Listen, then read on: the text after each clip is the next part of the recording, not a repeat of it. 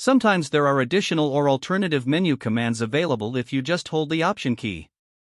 Go to any menu in macOS. Let's just start with the main system menu. Hold the Option key on the keyboard.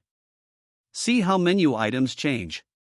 If you let go of the Option key, the menu returns to normal. So I could choose about this Mac from this menu for information about my computer. Or I could go back to the same menu, hold the Option key, and that command changes to System Information, which gives me more technical information about my Mac. You may also notice that ellipses disappear from some menu items when you hold the Option key. The ellipses on some menu items tell you that the computer will ask for confirmation before activating that command. If the ellipses go away when you hold the Option key, you can activate that command without it asking for you to confirm. Using this technique, you can restart or shut down your computer.